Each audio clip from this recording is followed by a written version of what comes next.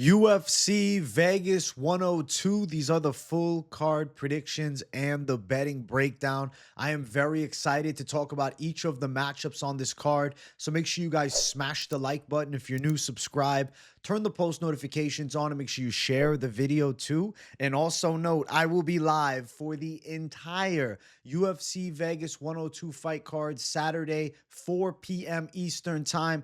Don't miss the fight companion.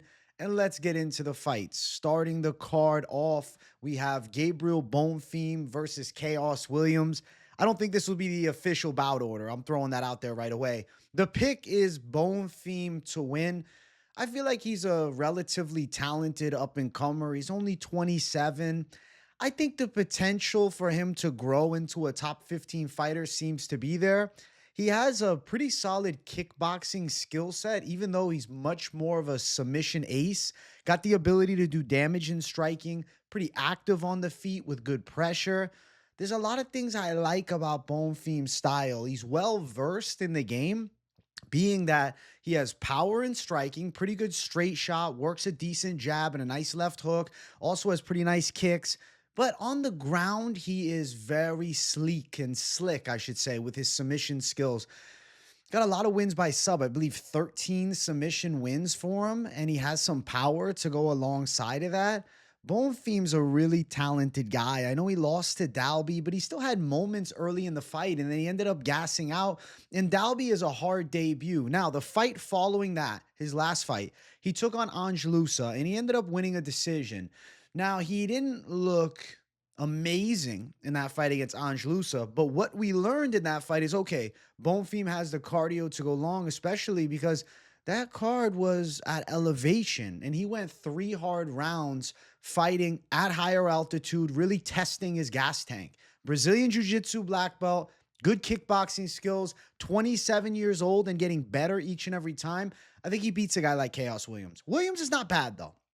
I got to say, Williams is scary, big power. Violent chinning of Carlston Harris last time out, and I picked him in that fight. Khaos can rip big shots over the top. He's got nice blitzes that he does, but he leaves openings, and the more talented and accurate strikers, I think, have a pretty high chance to get the better of him, especially when they bring grappling skill. Now, if you look at Khaos Williams' run, he doesn't fight like a lot of good grapplers. In the UFC, if we really look at his resume, Carlston Harris win. I guess Harris has okay jiu-jitsu, but it never got there. The split decision against Bedoya was actually a pretty bad look because Bedoya has turned out to be trash.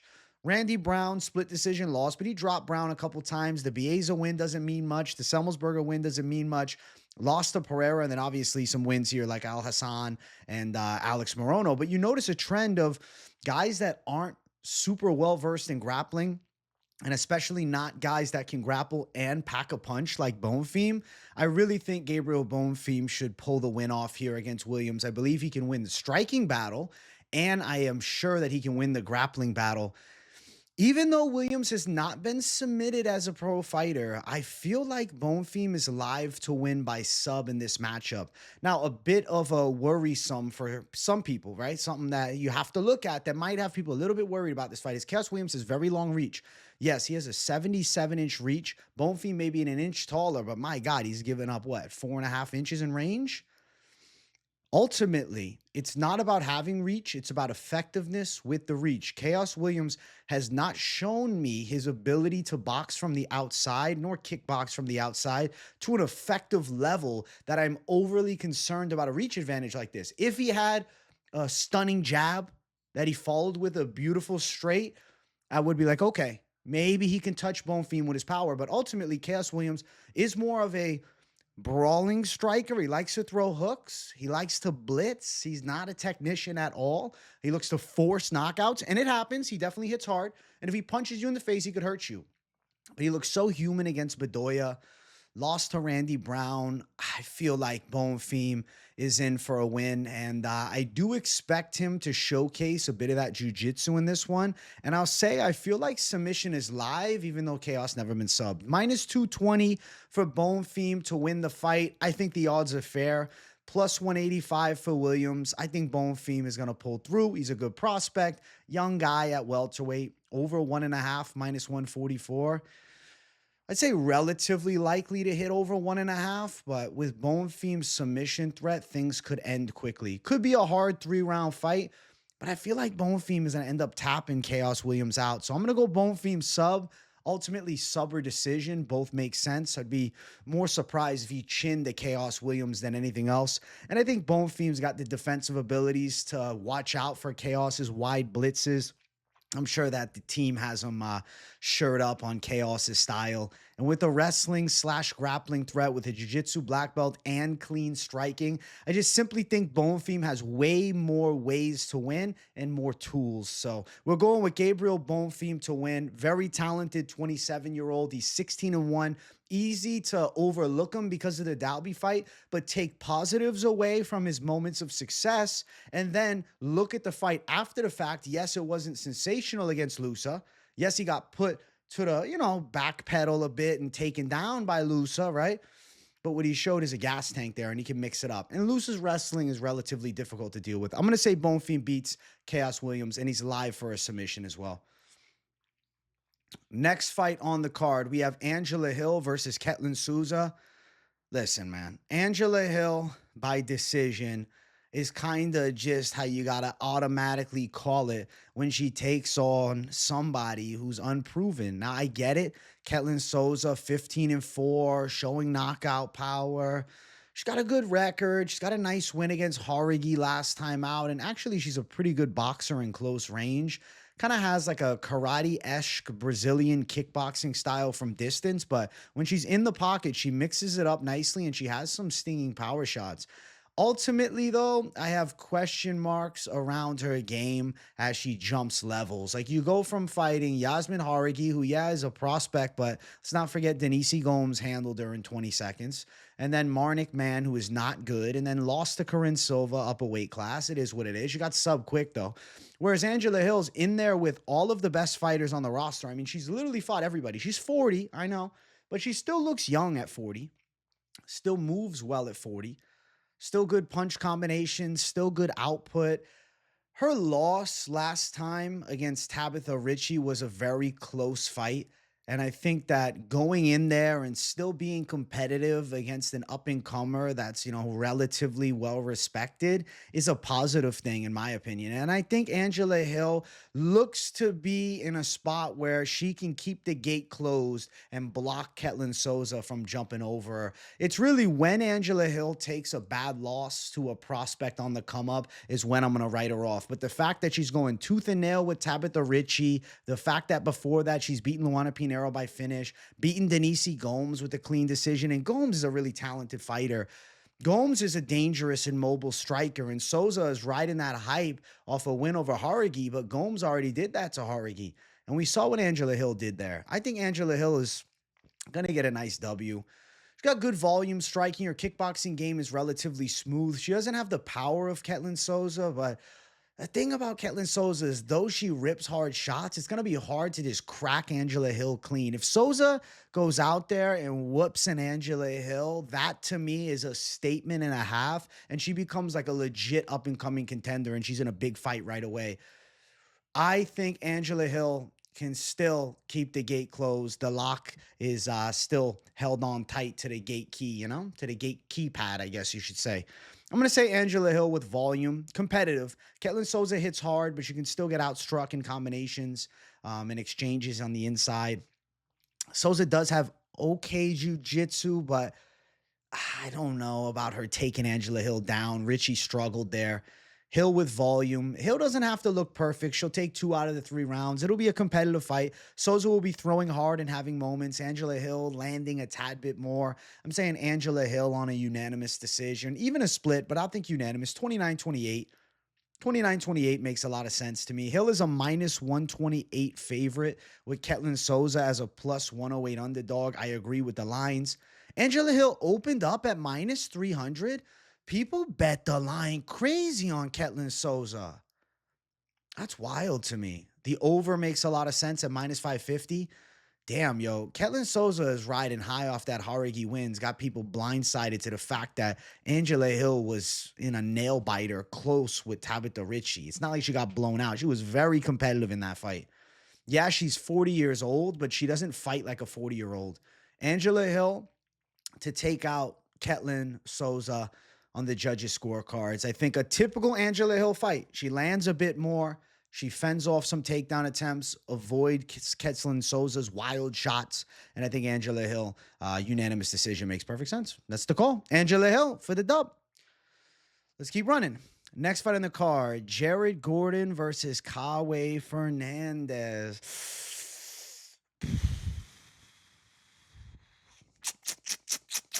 I'm going to fight with myself on this one. I'm going to pick Kauê Fernandes.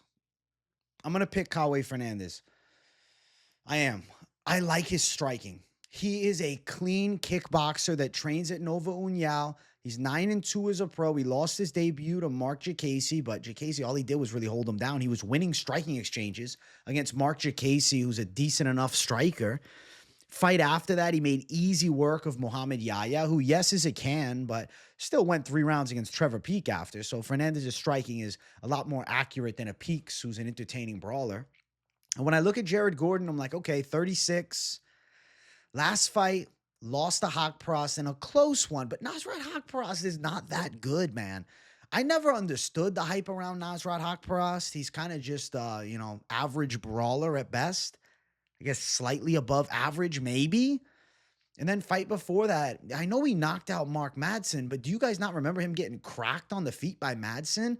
Kauê Fernandes has legit kickboxing skills. He's slick from the outside. He's got a very long reach, 73-inch reach to 68-inch reach. Fernandes from long range has a big advantage over Jared Gordon. Where Gordon needs this fight is in close.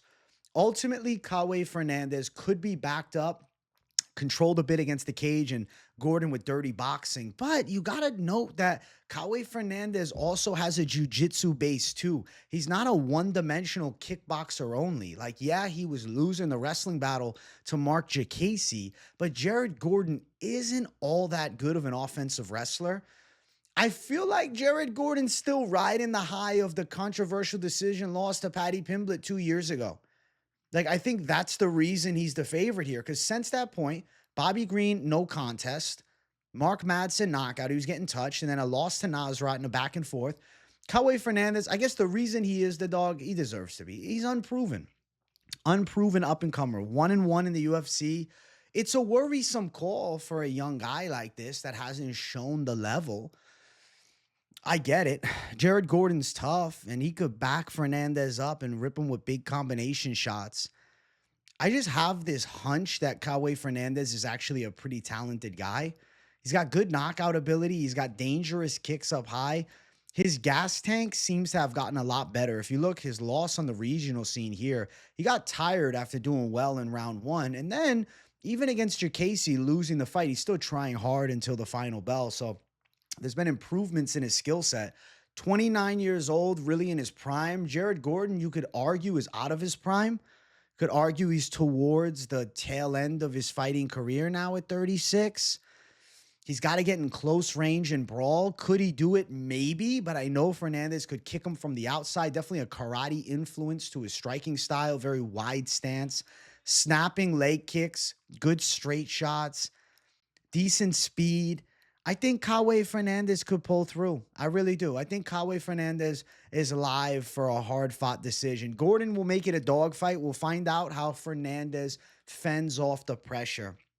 The biggest question mark I have about Fernandes is how does he do in that true boxing range? I know from long distance and even mid-range, he's going to be better than Jared Gordon. But in close, Gordon rips good body shots, good punches over the top, and he makes it dirty. But I feel like Fernandes also has decent clinch work, decent elbows, decent knees in the clinch, long limbs. It's a tricky fight to pick, but I'll go Kauê Fernandes as an underdog for the upset. I think he can win. There's more upside on the prospect as opposed to Jared Gordon. Like, we know for sure his level is here. He's a mid-tier guy. Kauê Fernandes, he might be here. He might be right here, but he might be here. He might be a little bit over. I don't know if he's up here, but he might be here, you know? It's a bit of the what-if factor. And I think Kauê Fernandes coming in on a third UFC fight, also, because it's at the Apex, might be a bit more comfortable than if he was fighting, at Madison Square Garden, let's say, where Gordon is probably more comfortable. I'm going to say Kauê gets the close one. Weird fight. Interesting fight. It's a prospect versus an OG. I think the prospect's pretty clean at striking. I'll give him a chance, man. Minus 180 for Gordon, plus 155 for Fernandes. I get why Fernandes is the dog, though. Like, it makes sense. It makes sense. Over 2.5, minus 270. I say Fernandes can take 2 rounds. I'm expecting some snapping body kicks and good straight shots. I'll say Gordon has some good exchanges in close range, especially if he's able to back Fernandes up. But ultimately, I think Fernandes will do a tad bit more. And I think he'll take it on the cards, man. Do I have too much faith in the Brazilian prospect? I don't know. I like Nuva União a lot. It's a good team, man. Good minds over there with Andre Petnaris. And he's slick. Good kicker. He's got a jiu-jitsu base. Yes, he had a bad loss. Mark Casey handled him a year ago. But ultimately, he turned it up with a quick W against Yaya, who I know is a can. I have too many question marks around Gordon. He's a 50-50 guy at this point. I'm going with Kauê Fernandes to upset Jared Gordon. I think he can win a decision. Striking fight. Kauê Fernandes pulls through. Let's keep running. Next fight on the card, Rafael Estevam versus Jesus Aguilar. The pick has to be Rafael Estevam in this one. Aguilar would be like the nice Rocky story prediction, but come on, bro. I got to keep it real. Estevam, a lot taller at 5'8 to 5'4 for Aguilar. 69-inch reach to 62.5. Estevam, a good grappler. He's got a pressure-heavy jiu-jitsu-based grappling game, but he also has good takedowns. He's long. He's got dominating control. And what I like about Estevam is that he works towards more dominant positions. Like, he showed that against Charles Johnson. Like, he was being very active from top position, hunting for a more dominant position to then search for a finish. Unable to get it against Charles Johnson, but my God, a debut win against Charles Johnson, as good as Johnson has looked since that point, that's a massive W for Estevam. Now he fights Jesus Aguilar, who is like a substantial step down in competition from the levels of Charles Johnson. Aguilar's a good scrapper, though. Don't get it twisted. He's on a win streak right now, 3 in a row. His debut was a loss to Tatsuro Taira. He ended up getting subbed up. Since that point, though, he's put together 3 nice wins. The Stuart Nickel victory was a sick gilly after he was mounted and had his back taken early in the fight. And then, I guess still early in the fight, he locks up the gilly, and Nickel was undefeated. Mendoza fight, it was close. Honestly, arguably, I thought he could have lost that one. Competitive fight on the scorecards, though. Back and forth. He got taken down a bit, and Mendoza is not near the level of dominance and grappling of Estevam. And then Shannon Ross KO. Shannon Ross is not good. Like I said, Taira. I think Estevam is very live to dominate this fight in grappling. I also don't think he's substantially outgunned in the first 2 rounds in striking. I will say in the 3rd round against Charles Johnson, Estevam showed a substantial slowdown. He gassed out. He panic shot some takedowns. I definitely didn't like his work in round number 3.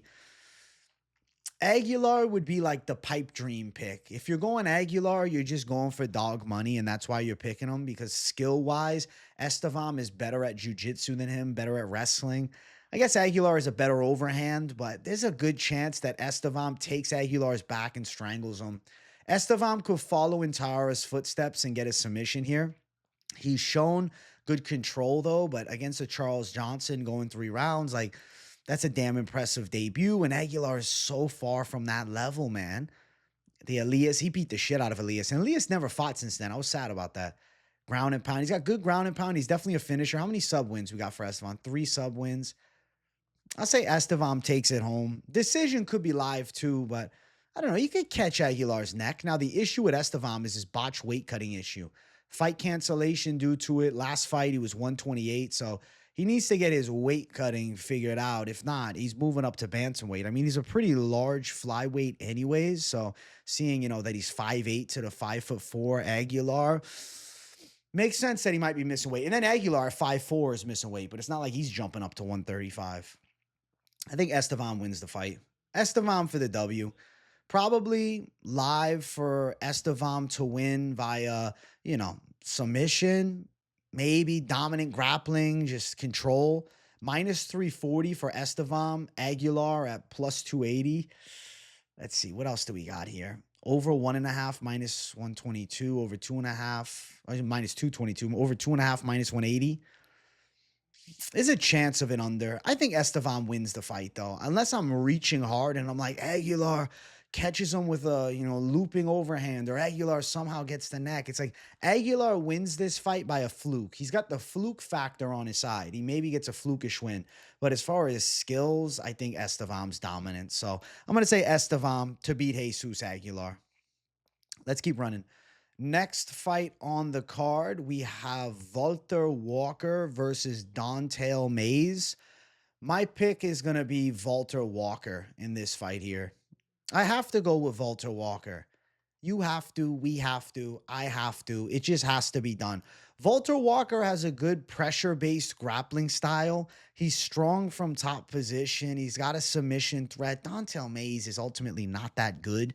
He's kind of a clunky striker who stands in a very square and awkward stance.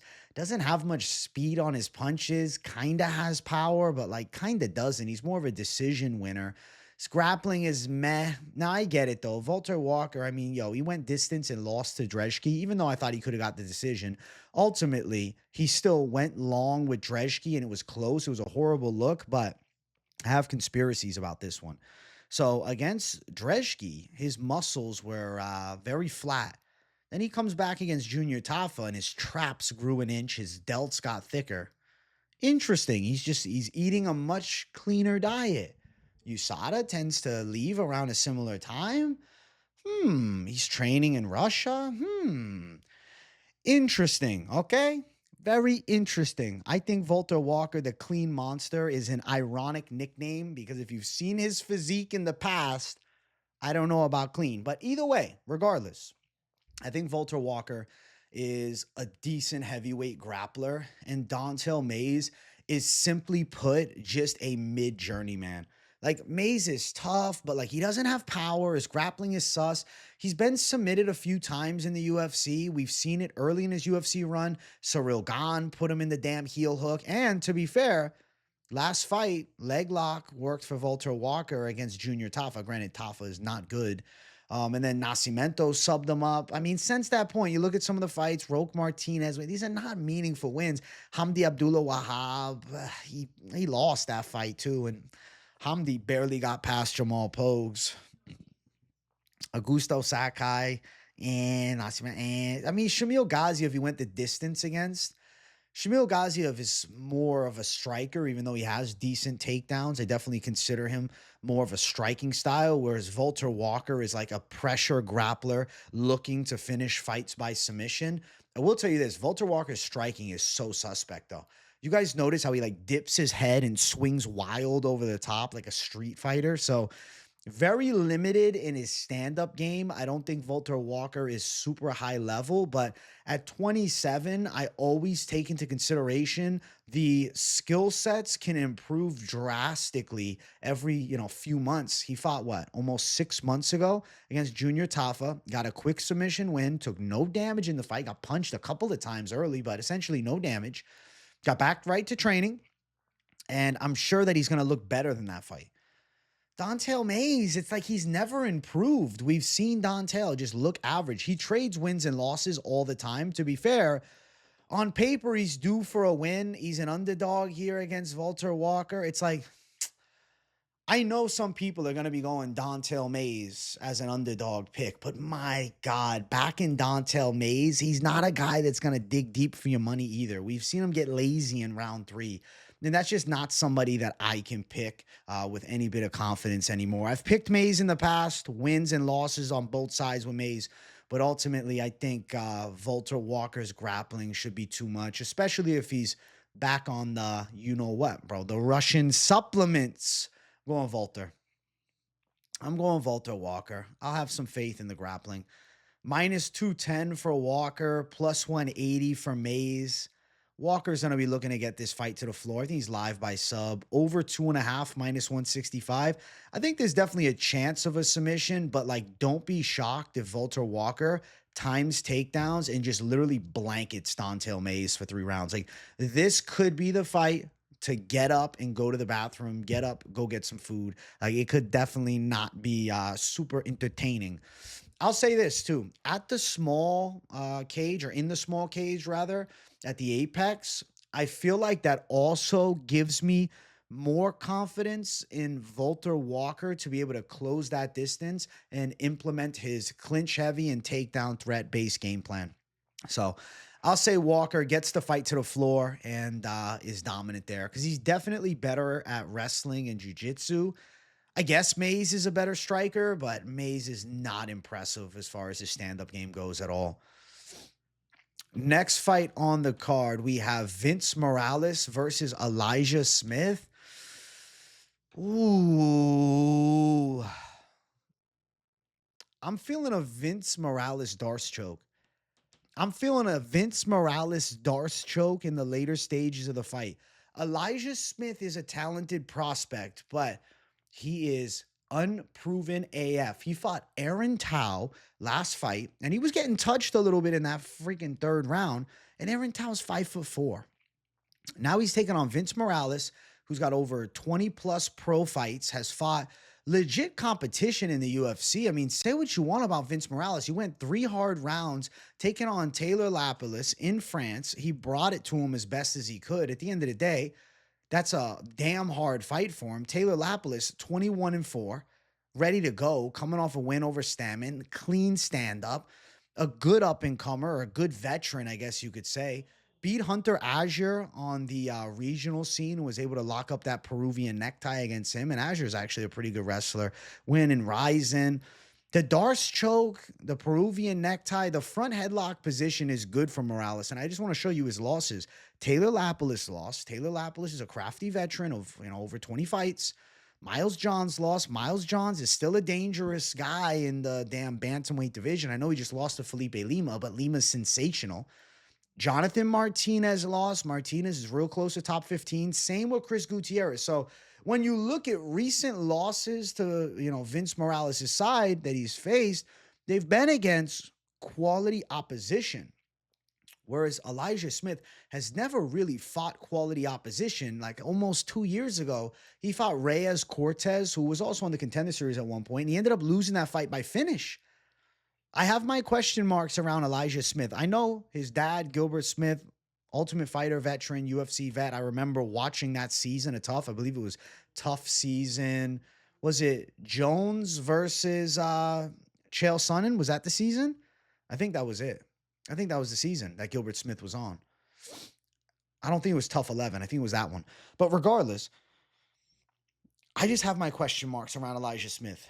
He's at his dad's gym, and I'm sure he's a good prospect. And I think he's got a lot of potential, but he's taken on a career fighter in Vince Morales, who has a good ground game, who's tough, who brings good pressure. Like Vince Morales is one of those guys that checks a Contender Series prospect. That's the vibe that I have here with his submission threat, with the fact that I think Elijah Smith could potentially fade in the third round. And if this fight goes to the floor, I'm telling you that Morales Darce, he's good in the front headlock positions, is live, and his striking is not awful. Smith is quicker on the feet. Smith is slicker on the feet. But is Smith going to chin Vince Morales? He's probably going to touch him a bit from range. Morales is just going to keep pressing forward and look for his shots. He'll probably have a couple of moments. Might shoot a takedown. Early Smith's takedown defense holds up, but as the fight starts kicking and as the fatigue sets in, Vince Morales' later stage submission becomes more and more live. He fought and grinded like an absolute savage outside of the UFC to get a chance to come back. And I think he's thinking to himself, I'll be damned if I let this Contender Series guy take me down. If Elijah Smith fucks up Vince Morales, this prospect is one to watch. We've seen a ton of prospects fraud checked recently. And I think that Morales could do a little fraud checking in this one. I'm going for Vince Morales for the win. Plus 186 for Morales is the dog. Elijah Smith at minus 221. And then looking towards the side, over is minus 300. Fuck the over-under. If you want to go Vince Morales and throw it down, he's an underdog. Maybe you like him by submission. We'll see what the line is when it comes out. I think that Morales could sub up Elijah Smith. I feel like there's a real chance of a Darce. He's 34, but I still think he's there. I don't know, man. I think Vince Morales has got more fight left in him. He still looked tough against Lapalus. Yeah, he got picked apart, but Lapalus is crafty and had fought good opposition and been on, a decent level of MMA for years. Whereas Elijah Smith is literally a 22-year-old. He was making rap music videos a few years ago. He was trying to be a football player at one point. I think he's meeting his match here with Vince Morales. And I'm going to say that Morales, more of the fighter, beats the better athlete in Elijah Smith. We'll go Morales by late stage submission. Next fight on the card, the ladies go after it. Featured prelim, but I think the bout order changes. Julia Avila versus Jacqueline Cavalcanti. All day, Jacqueline Cavalcanti. Julia Avila, at one point, I remember when she was a legit prospect, beat Pani Kianzad, TKO Gina Mazzani, and it's like, yo, Julia Avila was interesting almost 5 years ago. Then the Sijara Eubanks fight was a bad loss there. Eubanks showed her a different level. Her grappling's always been sus. And then beat Stoliarenko. I thought that was a decent win. And then takes, over 2 years off, comes back and gets bodied by Miesha Tate. She's simply a part-time fighter. She's a part-time fighter. She is 36 years old with 12 pro fights, whereas we have Cavalcanti, who's 27 with 9 pro fights. Cavalcanti is going to have the better striking from distance. She picks her shots very well from range. She also fought recently, 4 months ago against Nora Cornell, 5 months ago against Josiana Nunez. She's a consistent competitor, and I like the sharpened blade for Jacqueline Cavalcanti. I think that her leg kicks are nice. She has an okay jab. Her striking from distance is relatively clean. Grappling defense seems to be there.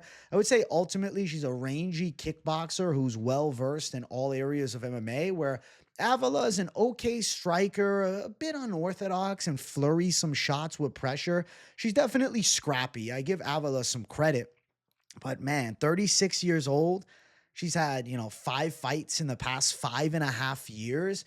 Look at the last 5. 2 years we've had Cavalcanti with 5 fights. I got to go with the active competitor who's really chasing this career and looking to make a run. Whereas, Julia Avila is somebody that was on the roster, but I think she's past their prime. She's way too inconsistent. I mean, her last fight was against Miesha Tate over a year ago, and she got submitted.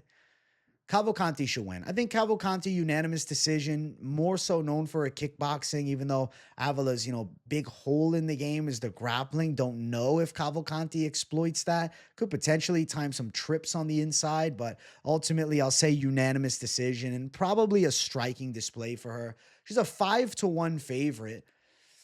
Way too wide of odds, but it's because of activity as opposed to lack thereof. Plus 375 for Avila. We're going Cavalcanti to win it. Over is minus 420, probably over 2.5. I'll say Jacqueline Cavalcanti, 30-27, maybe 29-28. Avila will have a couple of moments in exchanges, but Cavalcanti will just simply do more, probably pick her apart from range for most of the fight. They'll tie up in the clinch a bit, and, there'll be some moments of stifling, but I think Cavalcanti does enough to win. So Jacqueline Cavalcanti, unanimous decision.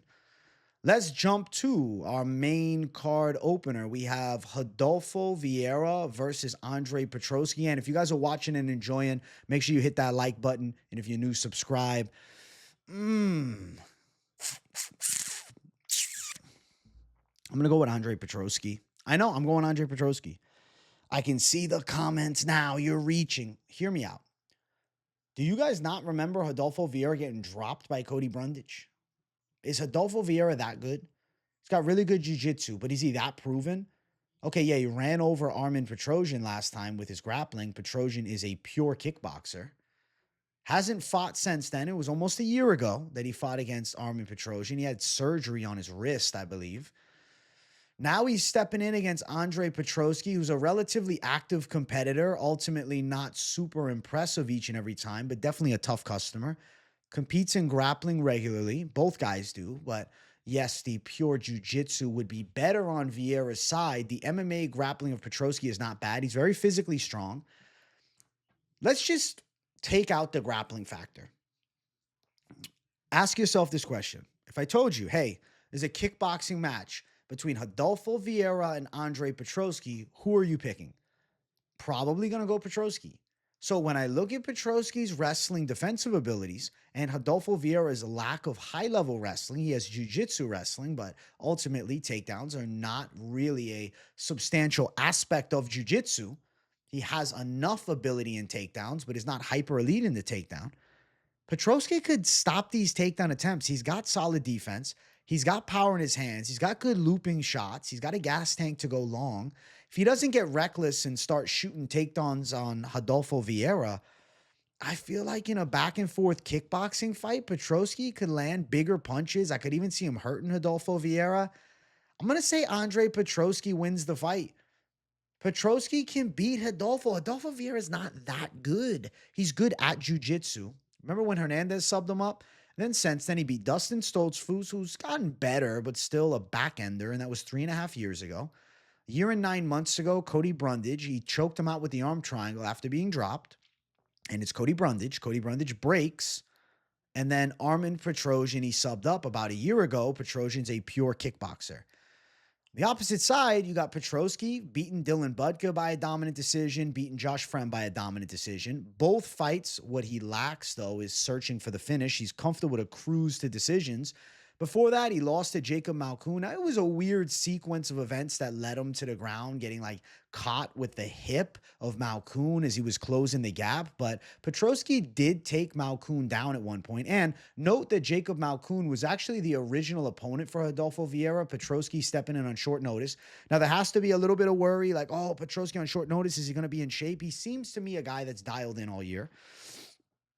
And I think he was training, hoping for a short notice opportunity. As you know, hasn't fought in 5 months, and normally he's pretty damn active.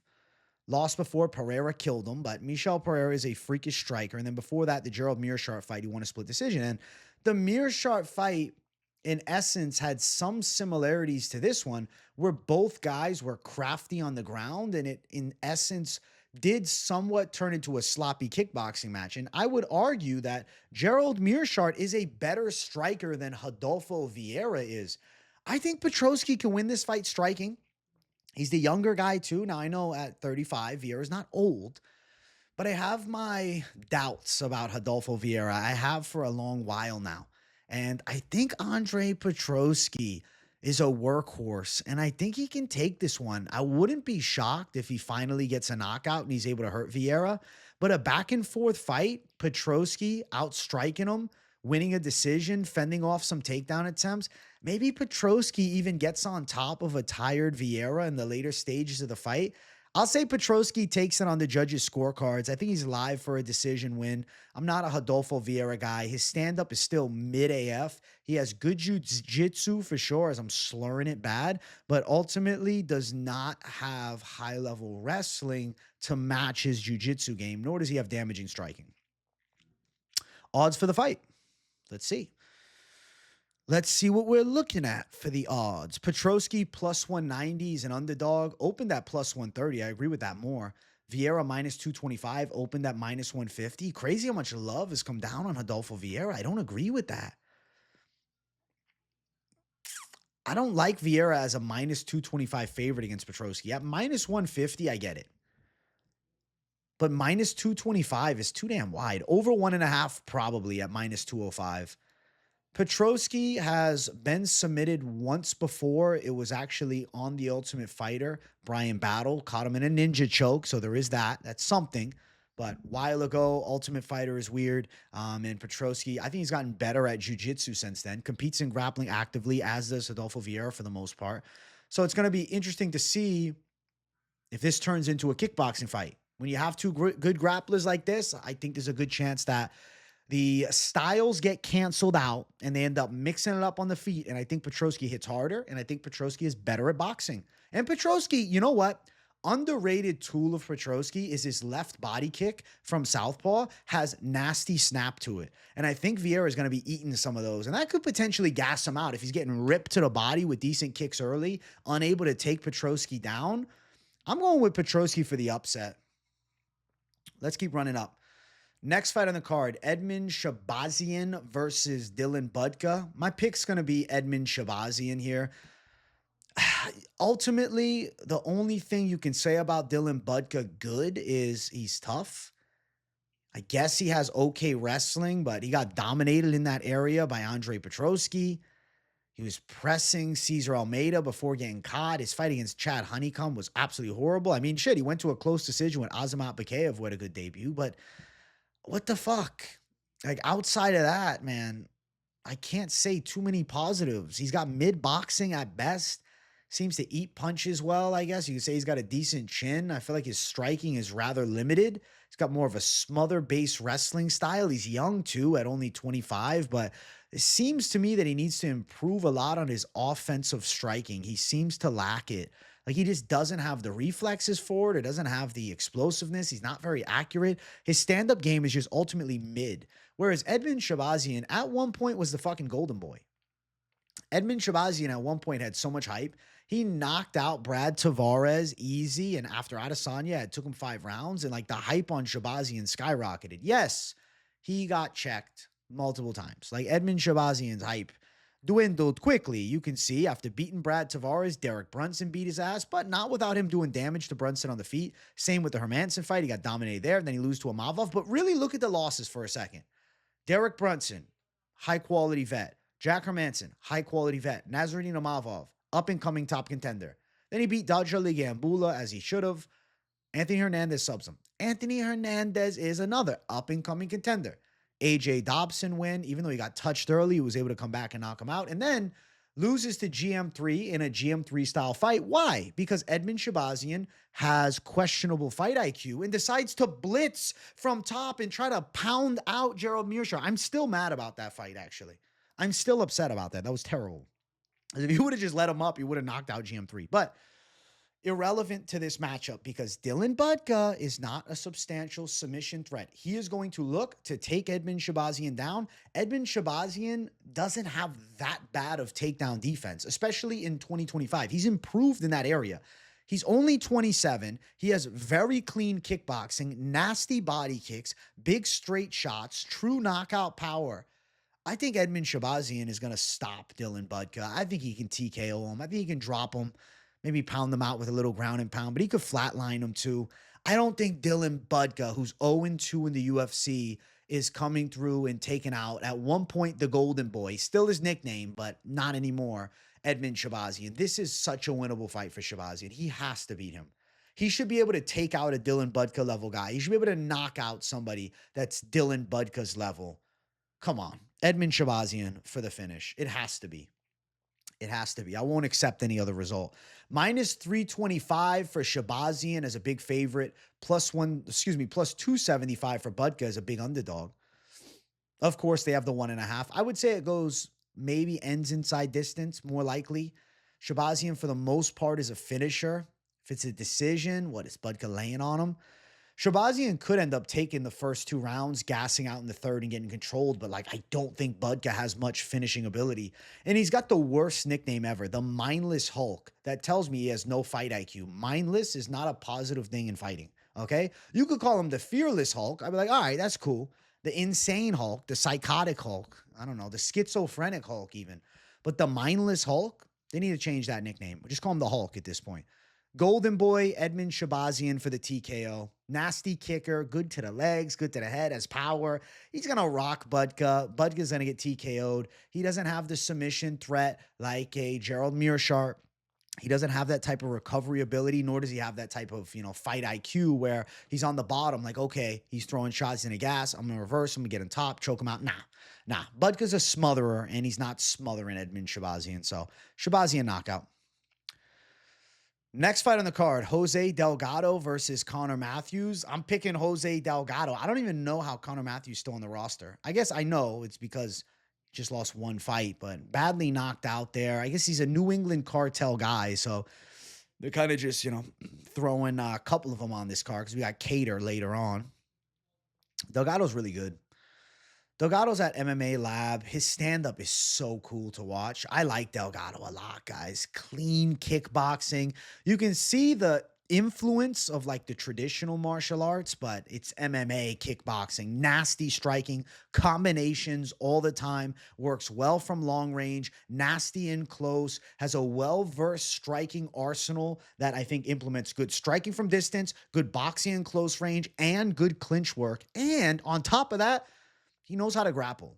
He's not a scrub on the ground. His kicks are savage. I would like to see a high kick KO. Now, where Matthews, he is a stance switching fighter. I like the fact that he's comfortable in both stances, and he's got decent, patient pressure, but my God, sometimes he stands so stiff and tall. It's like throw the fucking stance switches out the window and work on the head movement and the flow state in striking. He doesn't really have that. He's very robotic at times, and he'll switch his stance, but outside of that, counters available. He does get hit over the top a good amount. I would ultimately say he's average, but has okay wrestling. Now, his win to get into UFC, I swear to God, Jair Farias was one of the worst 10-0 Brazilian fighters I've ever seen. This guy was a complete fraud, and he got absolutely checked by Conor Matthews. Then Matthews gets knocked out by Dennis Bazooka. I'm not trying to shit on Dennis Bazooka. He's a chill guy, but at the end of the day, he's not high level, and Delgado's striking seems so scary. He looked like a damn demon against Ernie Juarez, beating the shit out of him, and he took him to the ground too. He showed him every level of the game. The kicks are dangerous, man. The knees are dangerous. The overall striking arsenal is just way more terrifying for Delgado as opposed to Conor Matthews. Like, I think this is going to be a beating. 32 years old as well for Matthews, where Delgado's 26. They got the same amount of fights, better record on Delgado's side. Matthews also lost to Francis Marshall 2.5 years ago on the Contender Series. I think this is Delgado's showcase opportunity. They're putting him on the main card because they want him to show out to build him up. Training at MMA Lab, same gym that we've seen, Mario Batista, guys like Marcus McGee and Sean O'Malley come from. It's a very high-level gym now with clean striking. Besides Mario Batista, he's the grappler over there. The clinch fester. Going Jose Delgado by knockout. He should make this look rather easy. If he loses to Conor Matthews, this would be a really, really bad loss. Minus 275 for Delgado. At open, he was minus 270. I agree. Plus 235 for Matthews makes perfect sense to me. Fight ends inside distance is a good call. Over 1.5. I like under 2.5 for ends inside distance more so. I'm sure that the line will be similar to minus 200-ish for that. I think Delgado's live to rip Matthews with some big combinations, some nasty kicks, maybe catches him with a high kick, but I definitely can see a punch over the top, puts Matthews down, Delgado with the finish, and continues to build the hype. Going to be a bit taller by 3 inches, and even though he only has a 2-inch reach advantage, I do think alongside of the leg length advantage with his kicking skills, he's going to find a lot of success from range. Then his comfortability on the inside, I feel like Matthews is going to come in like too stiff and slow and just get absolutely starched by Delgado. So I'm going Jose Delgado for a violent knockout and a hype-worthy performance here. I'm looking forward to his debut. The guy's a good prospect, man. Good, impressive wins outside of the UFC. Well-versed with knockouts and submissions. I think he's getting it done by KO, but inside of the distance, not crazy either. We're going Delgado. We're going violent finish. He's taking Matthews out, and I look forward to it. Let's keep running. Next fight on the card, featured bout of the night, Ismael Bonfim versus Nazim Sadykhov. Ooh, got to think about this one again. I have it written down who I'm picking, but I like to sit and feel the moment and know for sure. Nazim Sadykhov is the pick. I'm going with Nazim Sadykhov. I get it. He's coming off the draw, and it doesn't look good. I know it doesn't look good. I don't like that he's coming off this draw, man. This one hurt him against Vyacheslav Barshov, but he fucked Vyacheslav up so bad in round 2. Really bad. I don't know, man. Something about Bonfim. I just feel like he's overrated. I feel like Bonfim's overrated, guys. He's got clean kickboxing for sure and some snapping low kicks, and he works a decent jab. He can rip some shots on the inside, but by God, he got fucking broken against Benoit Saint-Denis, and he gave up. He gave Benoit Saint-Denis the rear naked choke. Like, yeah, Benoit put him there, but Bonfim was like, please, just end this shit. Like, he didn't even fight the fucking hands. Like, a guy that really wants it would have went crazy to fight out of it. He was just kind of like, it's on the face. I'm good. I'm good. I saw the quit in Bonfim. I've yet to see that quit And Sadykhov, he was tired in round 3 against Vyacheslav Barshov, but that's because he beat his face in the entire second round and tried to knock him out, but couldn't. I think Sadykhov could mix in takedowns with more of an MMA-based game here. I think Bonfim is relatively slicker with his kicks, but Sadykhov has fast hands and his kicks are not bad either. I like his combinations. I feel like his striking is pretty good. Definitely a clean, straight left because he fights out of southpaw, which I like as well. Going to be very interesting to see how Bonfim fares with a guy like Sadykhov, who has a bit of chaos factor to him. I think Sadykhov could mix in some grappling. He's a developing guy. Both guys are young, 29 and 30. The draw to Vyacheslav Barshov a year ago does not look good. I know. I live in the real world. I know it doesn't look good. Vyacheslav Barshov's got handled by Tom Nolan. But at the end of the day, I picked that too, and I see why Tom Nolan handled him. Sadykhov almost knocked him out, but didn't, and ends up getting a draw. Beat Terrence McKinney after losing the first round. Evan Elder cut stoppage, did some damage, but Elder was in his face. Hassan Zada win. Bonfim's a weird one, right? Because he beat Abasov, and then he beat Terrence McKinney with his flying knee, and then the hype was crazy. He was like a 3-1 favorite against Benoit Saint-Denis. Then he got his ass kicked there. I was featured in Benoit Saint-Denis' diss video to the people that doubted him after that fight, because I picked Bonfim, of course. And then the decision against Vince Pichel, my God, he looked like so safety first. He looked so safety first. The Vince Pichel fight, I lost confidence in Bonfim. Like, okay, he picks his shots well, but he's not sensational. And like a young, hungry Sadykhov, bringing pressure to him, mixing in takedowns, I feel like there's a hard fight. Now, on paper, you look at Bonfim, he's like, yo, he's 20 and 4. He's got more experience. He's a year younger. I get it. I'm not saying that Sadykhov is the lock of the century. I can see the other side. I could see Bonfim catching him with some body kicks with the right leg to the southpaw side of Sadykhov. I can see some jabs for Bonfim. I just wonder about Bonfim's takedown defense if Sadykhov is mixing in strikes and shooting. Like, I think for the highest likelihood of success, if Sadykhov fights this like an MMA fighter, looks to drag Bonfim to the ground a bit on top of throwing hard strikes on him, I feel like he can win a back-and-forth fight. Like, I feel like Sadykhov 29-28 is going to be the outcome. I think he'll get a close one on the judges' scorecards. We'll find out. Let's look at the odds. Where are these odds here? I got so many odds in my face. Bonfim -170. Sadykhov +145. I like the chance. Over 2.5 -180. I like it going long. I think these guys go to the final bell. And I think Sadykhov is live to win the upset decision. What are the people picking? Wow, a lot of people on Bonfim, 63%. He's got a lot of hype on his side, for sure. Still, 20-4 record looks clean on paper, too. But that BSD fight, it's just, I saw him break. And then the fight after it against Pichel, it was like, I don't know if this guy's got the juice that we think he does because he knocked out McKinney with the knee. Now we've seen that Terrence McKinney is one of the most flawed fighters in the UFC. Amazing offense, shiesty defense. I think Nazim Sadykhov is live, especially if he looks to mix in grappling, which I have a strong hunch that he's going to do such a thing. So I'm going to go Nazim Sadykhov to win a competitive decision against Ismael Bonfim here at UFC Vegas 102. I'm picking him. Let's jump to the co-main event of the evening. We got Calvin Kattar versus Youssef Zalal. Today has come, the day where we must accept that Calvin Kattar is out of his prime, and he's probably losing this fight. I'm going with Youssef Zalal. I cannot pick against momentum like this. Came back to the UFC and destroyed Billy Q. Beat him by submission. Beat Jarno Aarons easily. Beat Jack Shore, where he's, pretty good at, I guess, on the ground. Is he best at? I feel like Jack Shore, though. At the end of the day, Jack Shore, a tad bit overrated. He's a former bantamweight that just likes to eat too much McDonald's, you know what I'm saying? But at the end of the day, Youssef Zalal, clean striking game, fought Ilia Topuria in Topuria's debut and was able to do well in the third round. But granted, it was a very short notice Topuria. You guys want to know something? Years ago, I picked Youssef Zalal to beat Ilia Topuria because I always saw Youssef Zalal as a talented guy. Now, years later, he has gone on an absolute tear. He's on a nice win streak. He's got 6 wins in a row. Got cut from the UFC after this draw and then just brought savagery. Win here, did kickboxing and boxing, win. Comes back to the UFC, 3 straight W's in 2024, had a sensational year.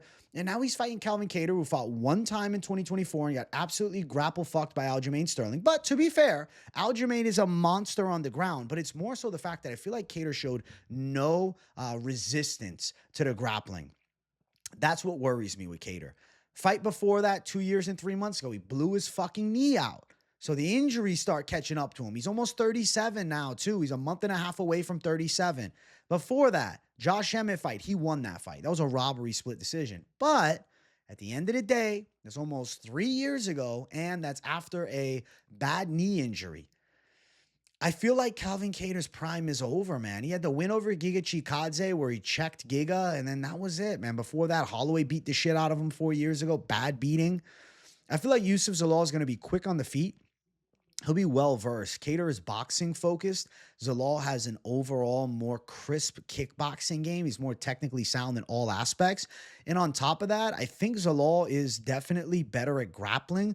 Though Kattar has a wrestling background, I think Zalal could hit some trips, get him to the floor, take his back. I just have a feeling that Zalal is live for a submission.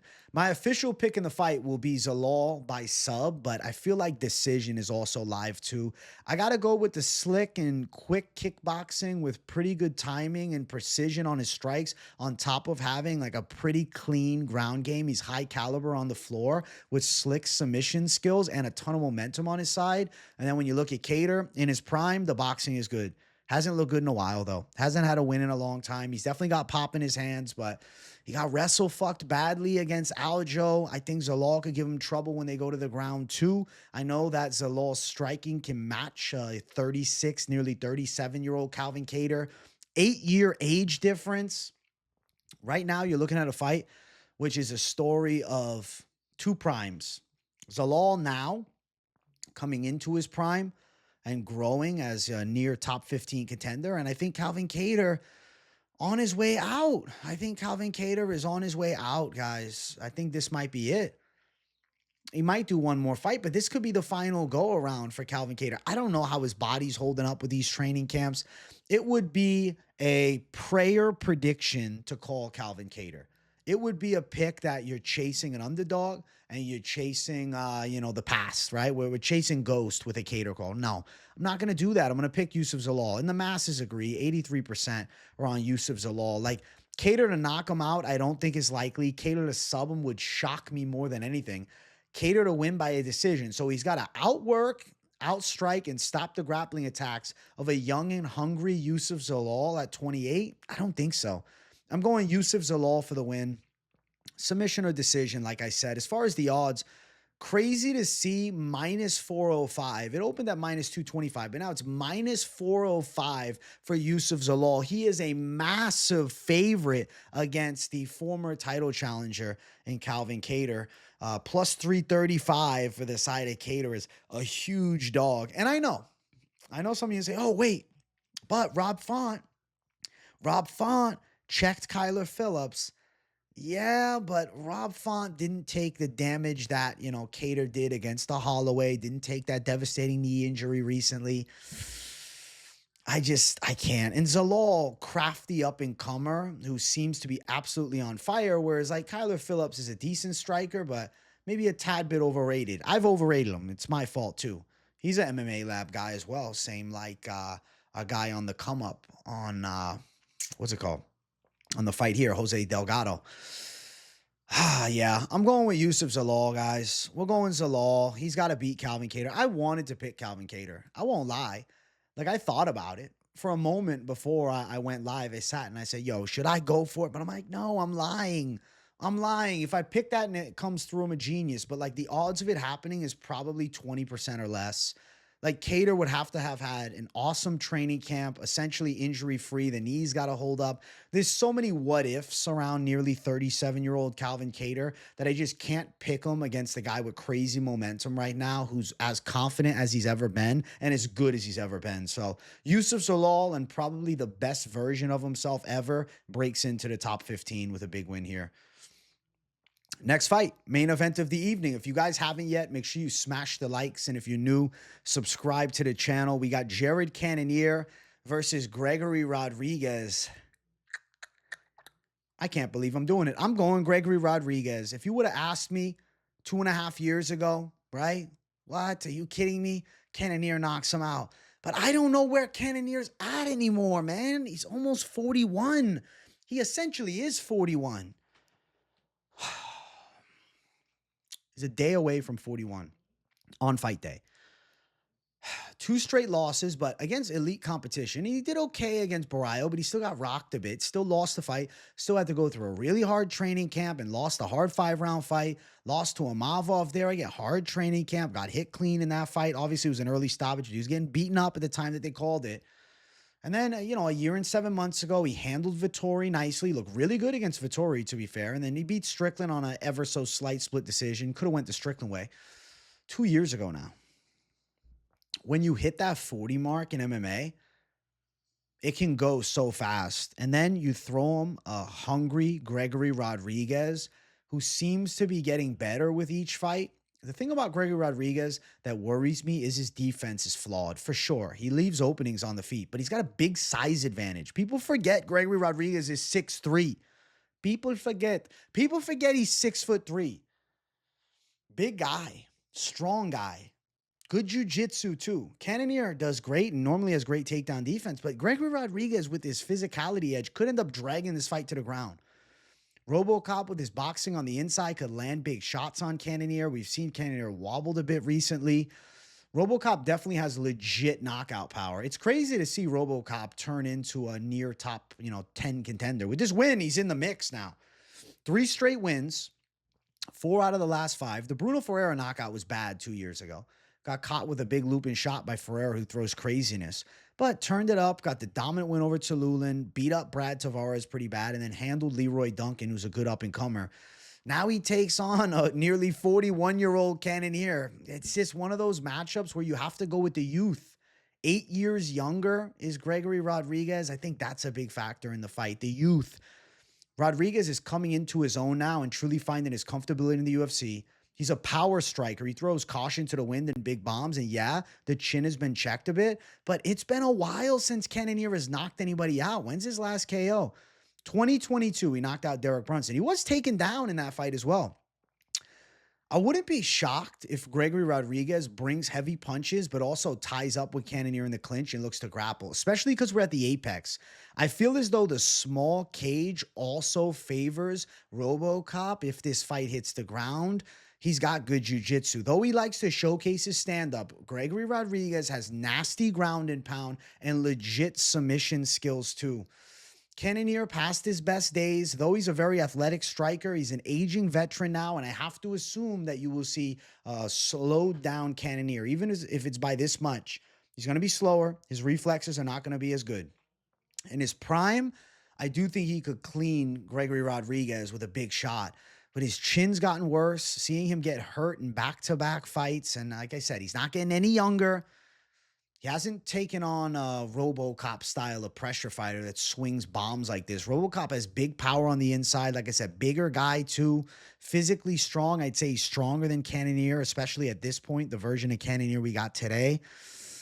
I'm going to say the brawling style of RoboCop leads him to a finish. I feel like he could beat up Cannonier from top, maybe sub him. If Cannonier can somehow turn back the clock at 41 and chin a RoboCop, oh my God. That would just show the chaos of the game. He could find the target. I mean, he's explosive. It's just, I can't pick a 41-year-old Cannonier. I can't do it. I can't do it. RoboCop's got too much momentum. 3 straight wins as opposed to 2 straight losses for Cannonier. Beat up Vettori, but Vettori is ineffective. All he's got is durability. Vettori doesn't have much elite technique. It's a year and 7 months ago, and then 2 straight losses since then. 2 hard training camps since then, now 3. How's he responding in the training camp? Is he recovering? I don't know. MMA Lab on display. He's also an MMA Lab guy. I'm going to say Gregory Rodrigues finishes Cannonier. I could see him hurting him with a punch and even a club and sub, but ultimately an inside distance RoboCop because his power is real. It can definitely stop him with punches, but also his jiu-jitsu is slick, and he can end up subbing a Jared Cannonier on the ground. This is like RoboCop's make or break performance, and I want to say this too. Like, let me pop out this in. Sometimes fighters fight up in moments like this. And this is the chance for RoboCop to absolutely blow the roof off the place and become a legit top contender. If he goes out there and fights to his highest level ever and he beats the shit out of Jared Cannonier, if he finishes Cannonier especially, if he wins in general, but if he finishes him, RoboCop's stock is going crazy to start 2025, and he's going to have the ability to get a massive fight. The guys who beat Cannonier are high caliber. Israel Adesanya, last 3 losses. Imavov and Barrio, top caliber as far as middleweights go. I think RoboCop can beat him. Ultimately, nobody beats Father Time, and I think that's what we're looking at here. So we're going RoboCop to pull through. He's minus 180, the favorite here. Cannonier at plus 155. I'm going with RoboCop to win it, man. Over 2.5, minus 145. That's a sweaty over 2.5. It could end up going longer. I could see RoboCop implementing more clinch work early, especially knowing that it's a 5-round fight. It could be a bit of a slower pace. I'm excited to see RoboCop in a big fight like this. It's going to be cool to see him take on one of the better guys in the middleweight division, and now he's got the shot to burst into the elite. I'm going to say Gregory Rodrigues fights Cannonier at the right time. 2025 Cannonier gets finished by RoboCop. I think he's live for a club and sub. I'm feeling that club and sub call, but the knockout is not crazy either, because say what you want about RoboCop's chin. Say what you want about the defense at times. The guy hits like a fucking Mack truck, and Cannonier has been rocked in back-to-back fights. So we're going with Gregory Rodrigues to beat the nearly 41-year-old Jared Cannonier in the main event. And those are the predictions for UFC Vegas 102. Got to tell you guys, quality Apex card with a lot of fights that I'm looking forward to. I can't wait to cover this card all week. I hope you guys enjoyed the full card breakdown. Definitely let me know what you thought of the picks in the comments down below. If you have nothing to say in the comments, but you just enjoy the content, as always, drop a W in the chat to boost the algorithm for your boy. I'll be live every single day during the week, Monday to Friday, with 2 streams a day. So make sure you guys are tuning in. Lunchtime lives every day, 12:30 p.m. Eastern time, alongside of the typical content flow with news, this week's best MMA bets, money line, weigh-in show, and more. Keep it locked in on the channel. So hit subscribe if you're new. I got my content schedule posted in the description down below. Much love to the people watching. I love each and every one of you. Smash the likes on your way out, and make sure you turn the post notifications on. You don't want to miss a video. And don't just leave them on personalized. Put them on all so you don't miss a thing. Thanks for watching, everybody. I'll see you all in the next one. Peace out.